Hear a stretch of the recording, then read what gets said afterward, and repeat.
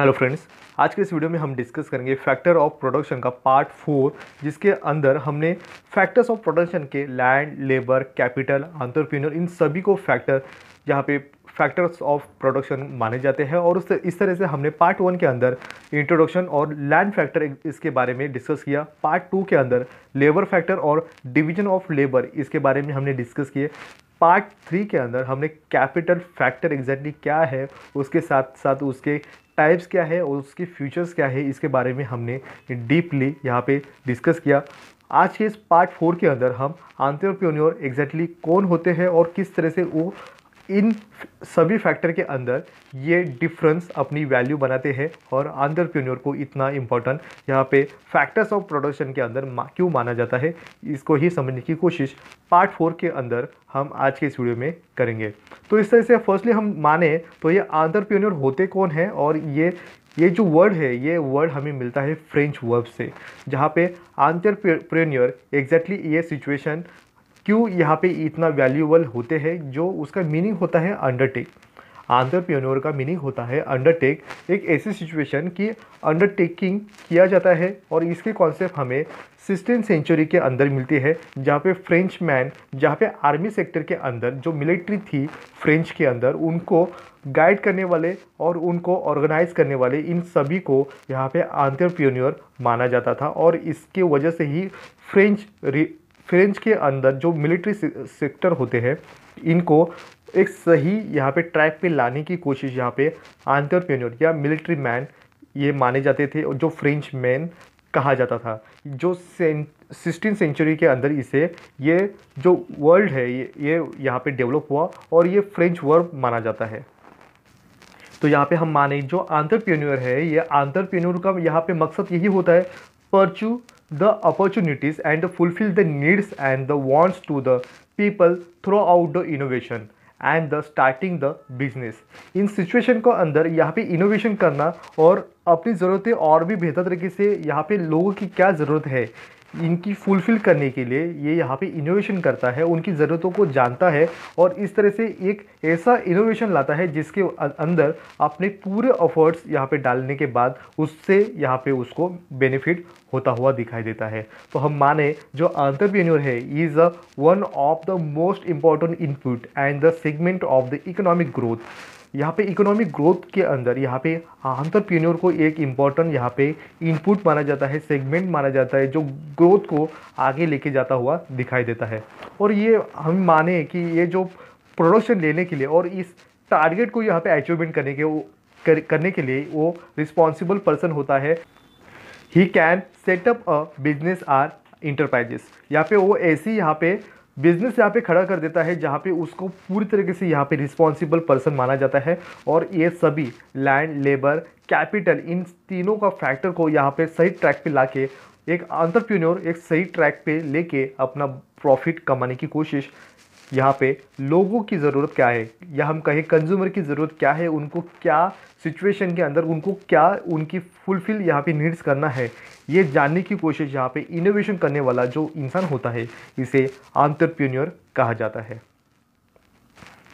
तो हम समझे कि यहाँ पे जो एंटरप्रेन्योर होता है ये ऐसे फील्ड के अंदर एक ऐसी पॉलिसी क्रिएट करता है और मार्केट के अंदर अपनी वैल्यूज़ को यहाँ पे बढ़ाता है और मार्केट के अंदर अपना प्लेस यहाँ पे इस्टेब्लिश करने की कोशिश करता है, जहाँ पे मार्केट के अंदर होने वाले अनसर्टिनिटी, रिस्क को यहाँ पे अपने ज़िम्मे पे यहाँ पे रिस्पॉन्सिबल होता है और उससे ही उसकी डिपेंड करता है। जितनी ज़्यादा रिस्क, जितना अनसर्टिनिटी को यहाँ पे क्रैक करने की कोशिश यहाँ पे एंटरप्रेन्योर करता हुआ दिखाई देता है, क्योंकि उसके पास आइडियाज़ होते हैं, बिजनेस माइंड यहाँ पे उसका फोकस करता हुआ दिखाई देता है और नए नए चैलेंज को यहाँ पे एक्सेप्ट करने का यहाँ पे जो तजुर्बा होता है, ये सिर्फ और सिर्फ एक एंटरप्रेन्योर के पास ही होता है। तो इसकी वजह से ही एंटरप्रेन्योर एक ऐसा इंसान है जो यहाँ पे एक ऐसा फैक्टर माना जाएगा जो तीनों फैक्टर के साथ यहाँ पे डिफरेंटली यहाँ पे उभर के आता हुआ दिखाई देता है।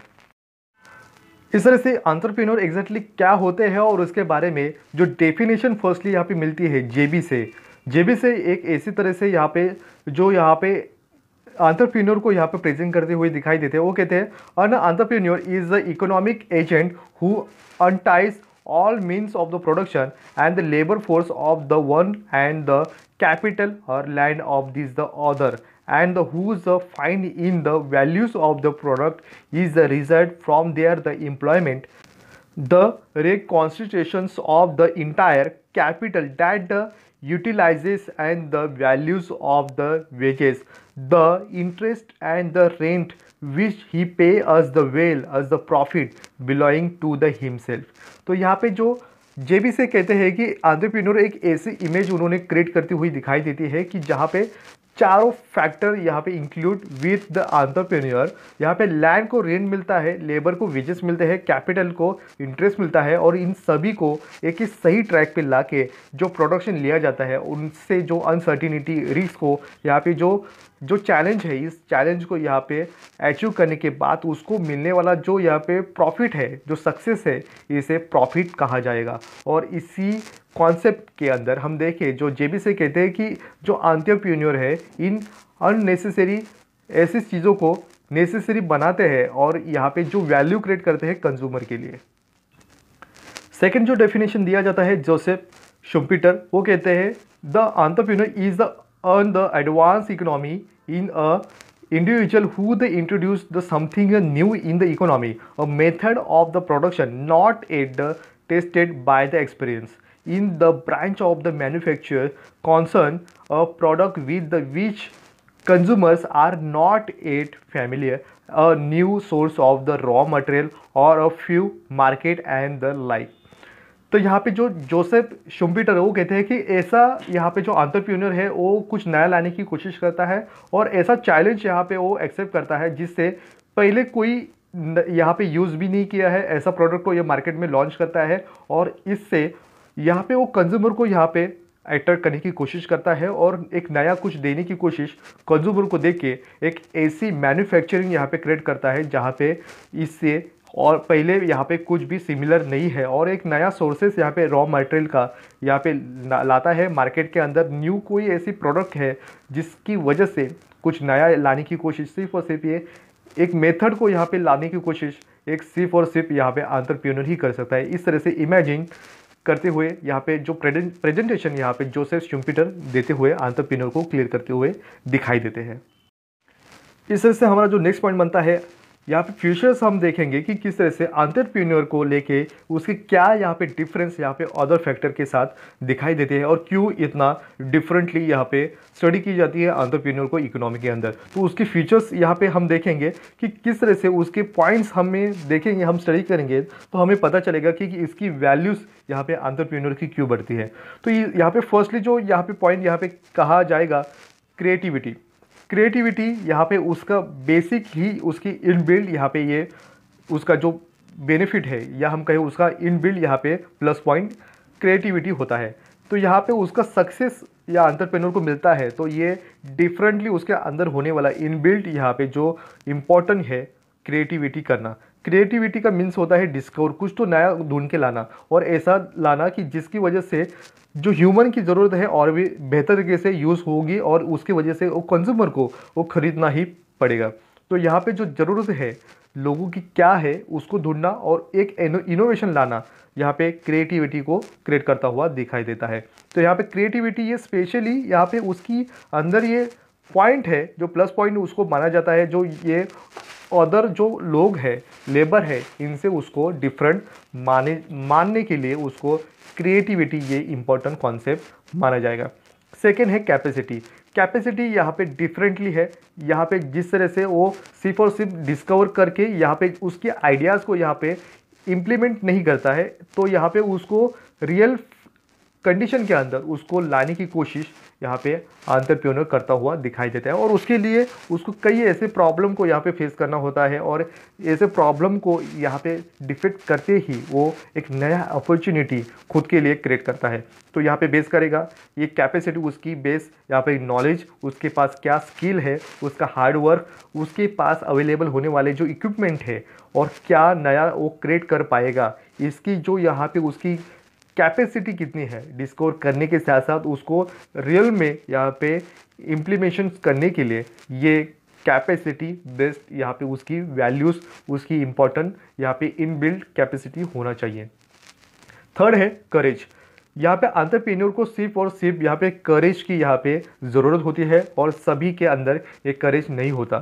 सिर्फ और सिर्फ एंटरप्रेन्योर ही एक ऐसा डिसीजन लेता है कुछ हटके करने के लिए, इनोवेशन करता है, जिसकी उसके आइडियाज़ उसको यहाँ पे करेज उसको यहाँ पे सपोर्ट देती हुई दिखाई देती है। तो ऐसे अनसर्टिनिटी रिस्क को यहाँ पे फेस करता हुआ यहाँ पे आने का और सक्सेस होने का जो फार्मूला होता है वो सिर्फ और सिर्फ करेज से ही उसको मिल पाएगा। तो ये यहाँ पे उसके लाइफ में ऐसे बहुत से फेजेस आते हैं जहाँ पे उसको फेस करता है, उसके अप एंड डाउन्स आते हैं, उसको उसकी डेयरिंग जो होती है इसको इस करेज से ही उसको रिस्क को और उसकी अनसर्टिनिटी को कम करने की यहाँ पे नौबत आएगी और उससे ही वो सक्सेस होगा, जिसका सक्सेस का मीनिंग ही उसको प्रॉफिट डबल करने की या डबल प्रॉफिट उसको मिलता है सिर्फ और सिर्फ करेज से। नेक्स्ट पॉइंट कहता है कॉन्फिडेंस। अगर एंटरप्रेन्योर के खुद पे ही वो बिलीव कर पाएगा, तो ये बिलीव क्या है, वो खुद पे सेल्फ कॉन्फिडेंस होगा। तो सेल्फ कॉन्फिडेंस ही उसकी कैपेसिटी को और भी डबल करने की कोशिश और उसकी डिसीजन जो लेवल है उसको खुद ही वो यहाँ पे डिसीजन लेना है। प्रोडक्शन लेने के लिए कितना ले, कौन से कंडीशन के अंदर ले और कितना ले और कौन से टाइम पीरियड में लेना है और कौन से यहाँ पे कंज्यूमर है, इनको नज़र रखते हुए उसे डिसीजन लेना है। तो ये सेल्फ कॉन्फिडेंस उसके अंदर होगा जब उसकी नॉलेज बेस अच्छी होगी, यहाँ पे वो पूरी तरह से होपनेस होगा, होपफुल होगा, तभी ये कॉन्फिडेंस उसके अंदर होगा। तो ये अगर सिर्फ और सिर्फ वो होपलेस होगा, डिप्रेस होगा, लॉस यहाँ पे मनी के अंदर होगा, या उसकी मेंटलिटी यहाँ पे लेस है, कम है, स्ट्रॉन्ग नहीं है, या लेस उसके पास कॉन्फिडेंस है, ये सभी रीज़न यहाँ पे कॉन्फिडेंस लो करने में होते हैं और ये सक्सेस एंटरप्रेन्योर नहीं हो सकता। तो यहाँ पे परफेक्ट एंटरप्रेन्योर होने के लिए एक ऐसे परफेक्ट इंसान की ज़रूरत होती है जो सेल्फ कॉन्फिडेंस हो, वो लेने वाले डिसीजन वो खुद ले और उसको खुद यहाँ पे ऐसे सिचुएशन को फेस करना है जहाँ से उसकी वजह से उसकी गाइडेंस यहाँ पे उसकी जो फील्ड के अंदर उसके कलीग है, उसके साथ काम करने वाले लेबर है, इनको वो गाइड कर पाएगा क्योंकि उसके पास सेल्फ कॉन्फिडेंस होगा। तो ये बिजनेस उसका रन करेगा और उसकी जो परसिस्टेंसी है ये उसको और भी कॉन्फिडेंस उसकी लाएगी कि ये सक्सेस होने के लिए।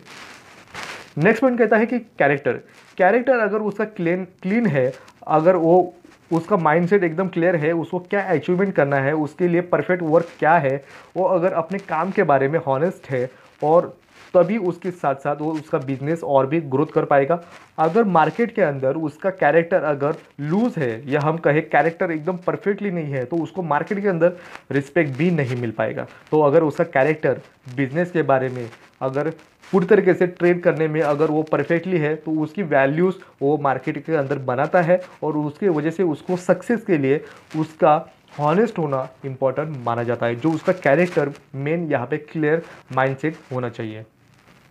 नेक्स्ट पॉइंट कहता है अवेयरनेस। यहाँ पे जो एंटरप्रेन्योर है मार्केट के अंदर क्या सिचुएशन हो रही है अपडेट यहाँ पे अपडेटेड होना चाहिए, जहाँ पे वो इम्पोर्टेंट यहाँ पे जो पॉइंट है अवेयरनेस को माना जाता है क्योंकि मार्केट के अंदर हल्के से भी चेंजेस होते हैं तो उसको यहाँ पे भारी मात्रा में लॉसेस हो सकते हैं। तो मार्केट के अंदर हर सिचुएशन को यहाँ पे प्रेजेंट करता हुआ मार्केट के हिसाब से मार्केट की ज़रूरत क्या है, कंज्यूमर की ज़रूरत क्या है, इससे प्राइस, कंडीशन, कंज्यूमर की नीड्स, इन्वायरमेंट, कंपटीशन, इन सभी को स्लाइडली एक हल्का सा भी यहाँ पे चेंजेस होता है तो उसको भारी मात्रा में लॉसेस हो सकता है और उसकी अपॉर्चुनिटी यहाँ पे लूज़ हो सकती है। तो उसकी अवेयरनेस ये इम्पोर्टेंट मानी जाएगी क्योंकि बिजनेस के साथ साथ उसको अवेयर भी होना चाहिए। नेक्स्ट पॉइंट कहता है स्मार्टनेस। एंटरप्रेन्योर एक स्मार्टनेसली वर्क करना चाहिए। अगर हार्ड वर्क ही कर पाएगा तो वो एंटरप्रेन्योर सक्सेस नहीं हो पाएगा।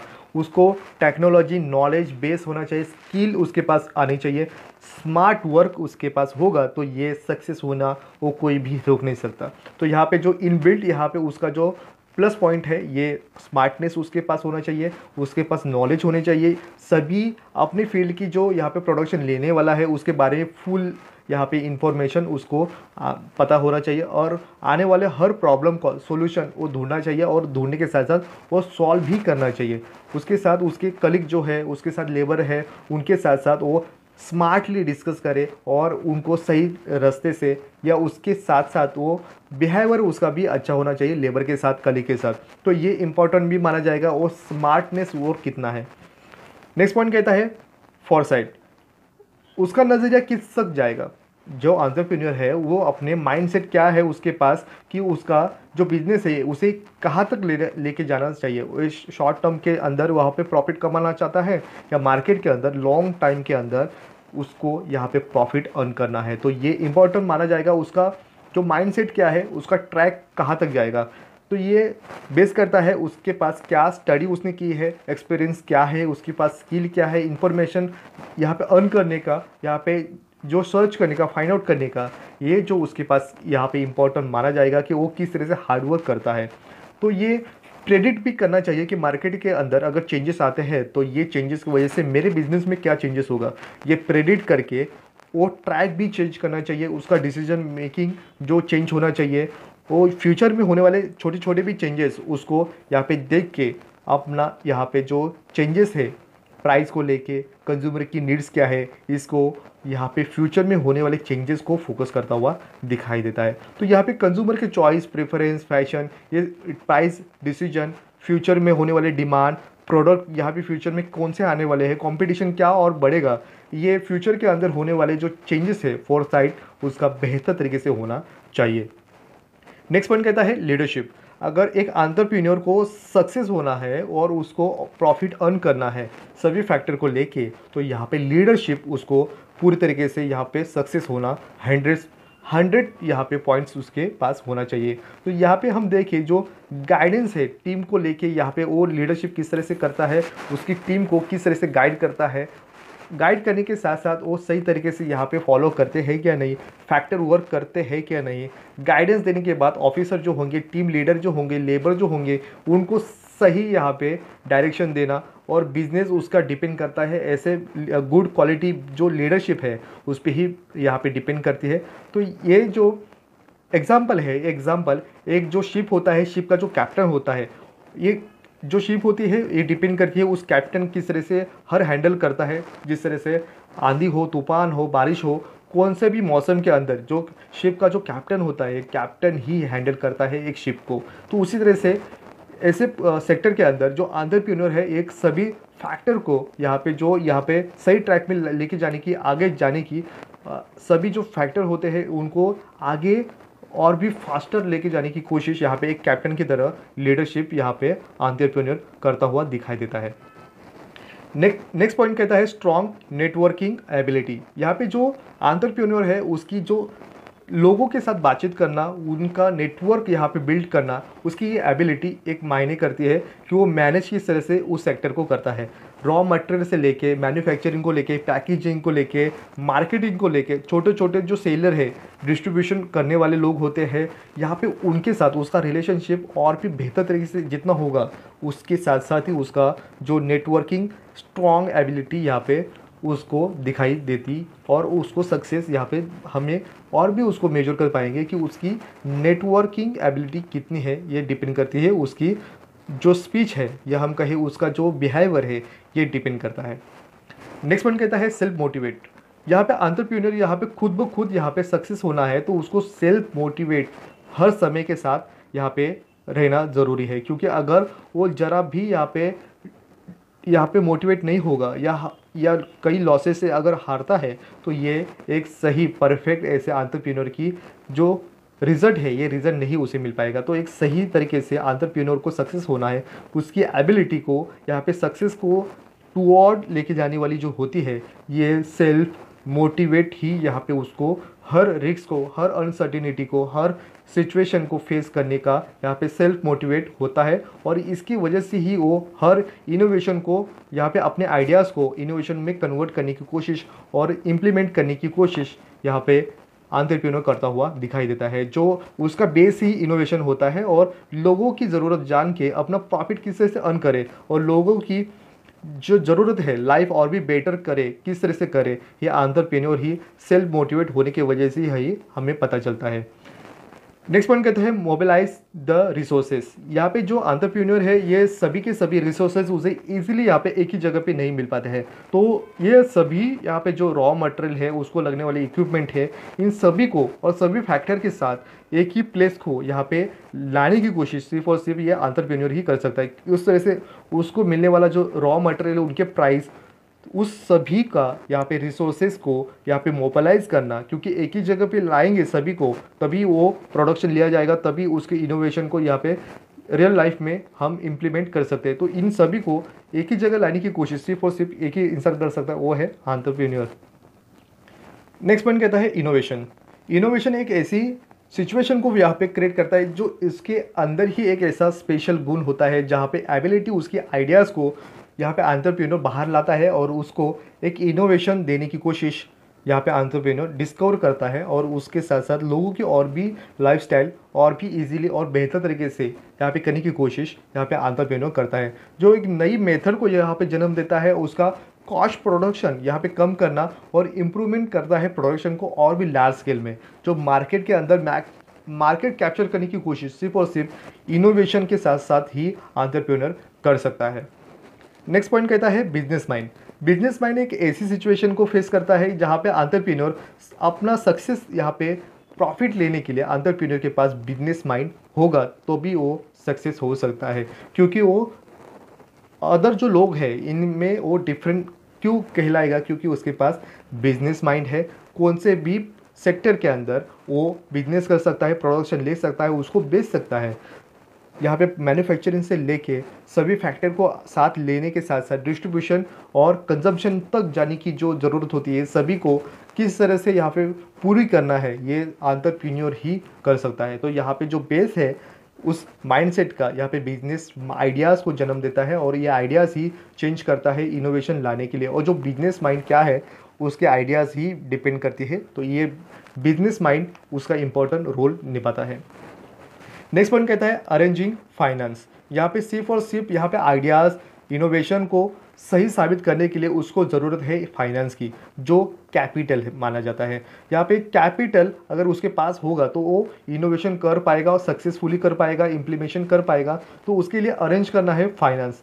फाइनेंस यहाँ पे इम्पॉर्टेंट रोल निभाता है, जो इन्वेस्ट वो करेगा उसके प्रोजेक्ट के अंदर तब यहाँ पे वो प्रोडक्शन लिया जाएगा, और ये फाइनेंस अरेंज करना एक इम्पॉर्टेंट टास्क होता है एक एंटरप्रेन्योर के लिए, क्योंकि सभी की बस की बात नहीं है फाइनेंस अरेंज करना, उसका इंटरेस्ट देना, उसके साथ जो लैंड है, लेबर है, कैपिटल है, इन सभी का उनका मुनाफा दे के अपना प्रॉफिट अर्न करना ये इजीली नहीं माना जाता है। एक सब हार्ड यहाँ पे टास्क यहाँ पे एंटरप्रेन्योर के लिए होता है, जो फाइनेंस यहाँ पे बनाना। नेक्स्ट पॉइंट कहता है आइडिया जनरेशंस। यहाँ पे जो डिफरेंट यहाँ पे जो पॉइंट यहाँ पे जो एंटरप्रेन्योर का होता है आइडियाज़ को बनाना।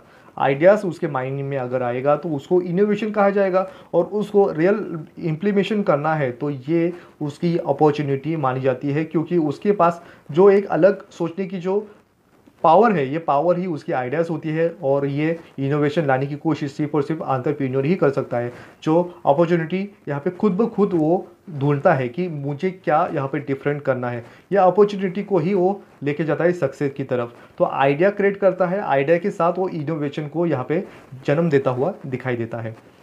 नेक्स्ट पॉइंट कहता है प्रमोशन। प्रमोशन है जो यहाँ पे उसने प्रोडक्ट लिया है प्रोडक्शन के लिए, उसको सभी लोगों को उसकी क्या ज़रूरत है और ये क्यों वो बाय करना चाहिए और क्यों इसका कंजम्पशन करना चाहिए, ये सभी को जो कंज्यूमर है, कंज्यूमर को उसकी ज़रूरत क्या है ये समझने के लिए जो इम्पोर्टेंट यहाँ पे पॉइंट प्रमोशन को देता है, जो प्रमोशन करता है, और उसके साथ साथ एडवर्टाइजमेंट एक बेहतर तरीका मेथड यूज़ करता है, जहाँ पे रेडियो, पेपर, टीवी, पोस्टर, इन सभी मेथड को एडवर्टाइज के साथ साथ उसका प्रमोशन करके साथ उसका यूज़ क्यों यहाँ पे कंज्यूमर करे, इसको एडवर्टाइजमेंट के साथ साथ यहाँ पे दिखाने की कोशिश यहाँ पे एंटरप्रेन्योर करता है। नेक्स्ट पॉइंट कहता है रिस्क टेकर। यहाँ पे एंटरप्रेन्योर जो होता है एक ऐसे सिचुएशन को फेस करता है जहाँ पे रिस्क ही रिस्क है। अगर रिस्क से अगर वो बाहर आएगा तो वो सक्सेस पाएगा, अगर रिस्क में उलझा रहेगा तो उसको लॉसेस हो सकता है। तो इसके अंदर कई ऐसे प्रॉब्लम भी सॉल्व करना है और अनसर्टेनिटी को यहाँ पे क्रैक भी करना है। तो यहाँ पे रिस्क को क्रैक करेगा तभी यहाँ पे सक्सेस मिल पाएगा। तो यहाँ पे जो प्रेडिक्ट नहीं किए हैं उसको सक्सेस करना है, तो उसके साथ उसको कॉन्फिडेंस चाहिए, और कॉन्फिडेंस ही उसका और मोटिवेशन ये सभी उसको रिस्क को क्रैक करने की कोशिश वो कर पाता है। नेक्स्ट पॉइंट कहता है अनसर्टिनिटी बेरिंग। यहाँ पे हर सिचुएशन के अंदर नया सोचना यहाँ पे एक चैलेंजिंग होता है, और नया सोचने के बाद उसको इनोवेशन यहाँ पे करना है, तो ये और भी डिफ़िकल्टी होती है और इसको एक अच्छा लीडर ही यहाँ पे ये टास्क पूरा कर सकता है। जो अनसर्टिनिटी है, रिस्क है, यहाँ पे करे तो फेल भी हो सकते हैं और चला तो अच्छा लोगों की ही हेल्प के लिए हो सकता है और लोगों की लाइफ और भी इजीली हो सकती है। ये अनसर्टिनिटी यहाँ पे क्रैक करने की कोशिश सिर्फ और सिर्फ यहाँ पे एंटरप्रेन्योर कर सकता है। नेक्स्ट पॉइंट कहता है स्टाफिंग। यहाँ पे जो स्टाफ है उस स्टाफ को अच्छा बिहेवियर देना और उसके साथ अच्छा रिलेशनशिप बनाना, ये एक अच्छे क्वालिटी एंटरप्रेन्योर की मानी जाती है, जो खुद ब खुद सेल्फ मोटिवेट हो और दूसरे को भी मोटिवेट करे, जिसके साथ उनके जो उसके स्टाफ है, ये स्टाफ के पास फीलिंग है, इमोशन है, उनके अटैचमेंट है, किस तरह से उनकी स्किल है, ये भी जानना इंपॉर्टेंट है। वो क्या डेवलप कर सकते हैं और क्या उनको सही फील्ड में क्या लाना, उनके साथ किस तरह से अच्छी तरह से यहाँ पे ट्रीटमेंट देना। अच्छी ट्रीटमेंट यहाँ पे एंटरप्रेन्योर देता है अपने स्टाफ के साथ साथ, तो उसका रिजल्ट भी पॉजिटिव होगा और रिजल्ट पॉजिटिव होगा तो उसको मिलने वाला बेनिफिट भी पॉजिटिव होगा। तो ये रिजल्ट अच्छी तरीके से मिल पाता है एंटरप्रेन्योर को, क्योंकि उसका बिहेवियर यहाँ पे डिपेंड करता है उसके स्टाफ के साथ, वो किस तरह से हंसते खेलते यहाँ पे एंटरप्रेन्योर स्टाफ को बिहेवियर उसको प्रेजेंट करता हुआ दिखाई देता है। नेक्स्ट पॉइंट कहता है new sources of the raw material supply.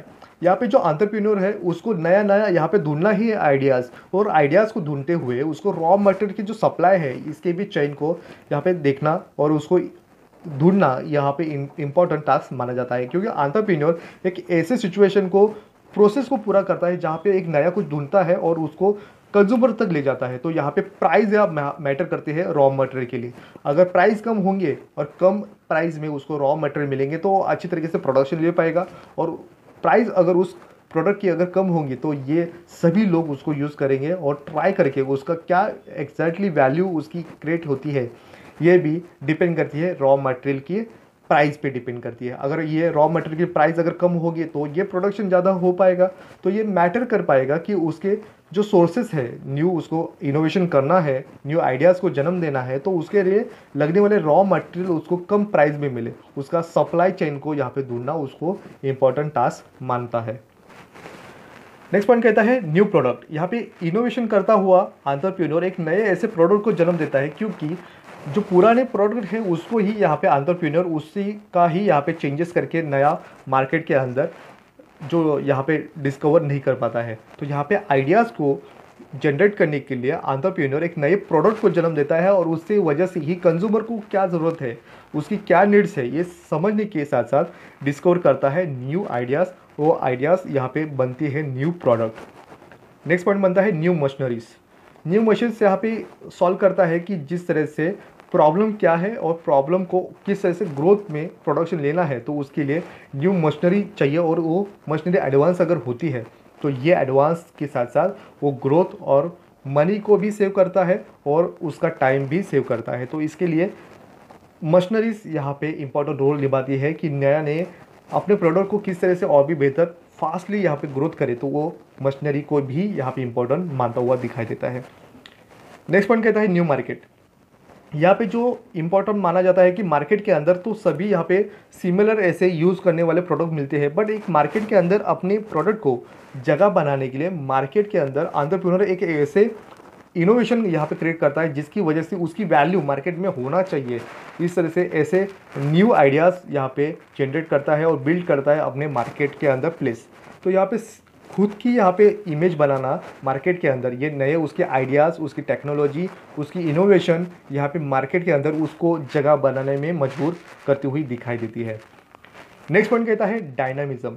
यहाँ पे जो इम्पोर्टेंट माना जाता है कि उसका प्रोडक्ट किस तरह से यहाँ पे डायनामिक है, क्योंकि एंटरप्रेन्योर अपना इस ऐसे इनोवेशन को जन्म देता है जिसकी ज़रूरत आइडियाज़ उसकी लोगों की हेल्पफुल होगी, तो मार्केट के अंदर उसकी वैल्यूज़ बनती है और मार्केट में यहाँ पे फोकस किया जाता है कि वो प्रोडक्ट किस तरह से डायनामिक है। तो ये एबल होगा, उसको कन्वर्ट किया जाएगा आइडियाज़ का प्रैक्टिकली, तभी ही ये रिप्लेस कर पाएगा जो इनोवेशन को। तो मार्केट के अंदर जो इंडस्ट्री है, ये इंडस्ट्री ऐसे नए प्रोडक्ट को किस तरह से यूज़फुल अगर होता है तो वो साबित होता है डायनामिज्म। तो इस तरह से हम देखें जो चेंज करता है किसी ऐसे यूज़ को यहाँ पे प्रोडक्ट को कि उसका यूज़ उस कंज्यूमर को कितना है, अगर उसका बेनिफिट उसको 100% अगर होता है तो इसे डायनामिज्म यहाँ पे प्रोडक्ट माना जाएगा। नेक्स्ट पॉइंट कहता है डिसीजन एबिलिटी। यहाँ पे जो एंटरप्रेन्योर यहाँ पे जो प्रोडक्ट को अपने आइडियाज़ को यहाँ पर इनोवेशन को लेके जाता हुआ कई यहाँ पे फेजेस को फेस करता है, प्रॉब्लम यहाँ पे सॉल्व करने की कोशिश करता है। उसी के साथ उसकी डिसीजन एबिलिटी क्या है, नेक्स्ट लेवल तक अगर जाती है तो ये उसको फेल से बचाता है और लॉसेस को भी बचाता है। तो यहाँ पे वो सक्सेस होता है अपने न्यू चैलेंज को यहाँ पे लेके, और अपना डिसीजन एबिलिटी किस तरह से बेहतर तरीके से यहाँ पे इनबिल्ड करने की कोशिश यहाँ पे एंटरप्रेन्योर करता हुआ दिखाई देता है, जो उसकी डिसीजन मेकिंग को इम्पोर्टेंट माना जाएगा। नेक्स्ट पॉइंट कहता है टाइम मैनेजमेंट। ये टाइम मैनेजमेंट एक इंपॉर्टेंट कॉन्सेप्ट माना जाता है प्रोडक्ट के अंदर, जहाँ पे एंटरप्रेन्योर कौन से टाइम पीरियड के अंदर यहाँ पे उस प्रोडक्ट को लॉन्च करे, कब करे, कितने क्वांटिटी में करे, उसके प्राइस क्या रखे, ये टाइम मैनेजमेंट को यहाँ पे उसको सक्सेस लाने की कोशिश यहाँ पे दिखाता है। तो यहाँ पे उसके एबिलिटी को यहाँ पे प्रेजेंट करता है कि उसकी क्या थॉट्स है, यहाँ पे उसको टाइम मैनेजमेंट करना आना चाहिए। यहाँ पे पर्टिकुलर टास्क यहाँ पे एक ऐसे टाइम पीरियड के अंदर ही कंप्लीट करना है। प्रोडक्शन मार्केट के अंदर जो मैन्युफैक्चरिंग के साथ साथ डिस्ट्रीब्यूशन भी सही टाइम की पीरियड के अंदर ही होना चाहिए। तो ये टाइम मैनेजमेंट यहाँ पे इंपॉर्टेंट रोल निभाता है। नेक्स्ट पॉइंट कहता है प्रॉब्लम सॉल्विंग।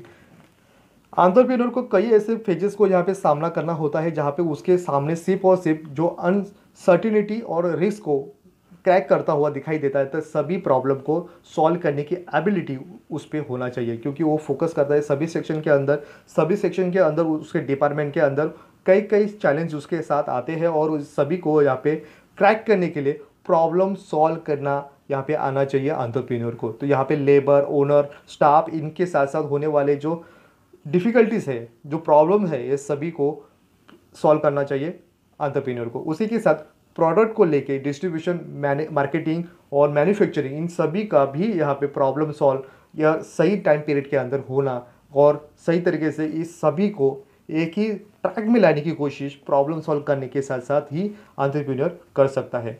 नेक्स्ट पॉइंट कहता है फ्लेक्सिबिलिटी। यहाँ पे इस इम्पोर्टेंट यहाँ पे मानता है कि यहाँ पे फ्लेक्सिबल यहाँ पे मार्केट के अंदर किस तरह से चेंजेस होते हैं, इस तरह से यहाँ पे फ्लेक्सिबल होना एंटरप्रेन्योर के लिए इंपॉर्टेंट है। जो मार्केट प्लेस क्या है, उसकी स्ट्रैटेजीज क्या है, कॉम्पिटिटर किस तरह से चैलेंज को यहाँ पे क्रिएट करता है, जो प्रेफरेंस है कंज्यूमर के, क्या उनकी टेस्ट है, प्रेफरेंस है, फैशन क्या चेंज होते हुए नेसेसरी क्या है मार्केट के अंदर, ये जानना और जानने के साथ साथ स्टडी करके फ्लेक्सिबल अपने प्रोडक्ट को लेके यहाँ पे चेंज करना, कंडीशन मार्केट के अंदर क्या है उससे जानना एंटरप्रेन्योर को इम्पोर्टेंट माना जाएगा। नेक्स्ट पॉइंट कहता है विजन। मार्केट के अंदर अगर सक्सेस होना है एंटरप्रेन्योर को, तो उसके विजन यहाँ पे क्लियर होना चाहिए। विजुअलाइजेशन यहाँ पे सक्सेसफुल के लिए इंपॉर्टेंट माना जाता है, जहाँ पे उसको कई यहाँ पे टास्क पूरे करने हैं, अचीव करने हैं, गोल्स को, उसके ऑब्जेक्टिव को पूरे करने हैं। यहाँ पे सभी को यहाँ पे पूरा करने के लिए उसके कई यहाँ पे प्रॉब्लम को फेस होते होंगे या प्रॉब्लम यहाँ पे क्रिएट होंगे, उसको सॉल्व भी होंगे, पर उसका विजन क्या है मार्केट के अंदर, उसके प्रोडक्ट को कहाँ तक लेके जाना है, ये चेंज जो वैल्यू है मार्केट के अंदर उसको कितना बनाना है और किस हद तक आगे जाना है, उसकी ग्रोथ क्या लेके जाना है, ये डिपेंड करता है उसकी विजन पे। नेक्स्ट पॉइंट कहता है टेक्निकल नॉलेज। अगर एंटरप्रेन्योर को उसके फील्ड के अंदर होने वाले टेक्नोलॉजी की प्रॉब्लम ही अगर नहीं पता होंगे या उसके बारे में उसको नॉलेज अगर नहीं होगे, तो ये फेलर एंटरप्रेन्योर हो सकता है। तो यहाँ पे फोकस किया जाएगा टेक्नोलॉजी को, क्योंकि यहाँ पे प्रोडक्शन यहाँ पे टेक्नोलॉजी बेस्ड भी होते हैं। जहाँ पे लार्ज स्केल में प्रोडक्शन लिया जाएगा, तो यहाँ पे एबिलिटी होगी उसके पास कि ये टेक्नोलॉजी जानना, उसके आने वाले टेक्निकल यहाँ पे जो इश्यूज़ है इसे सॉल्व करने के लिए उसको टेक्निकल स्टडी भी होना चाहिए, जो हैंडल करती है मशीनरी को।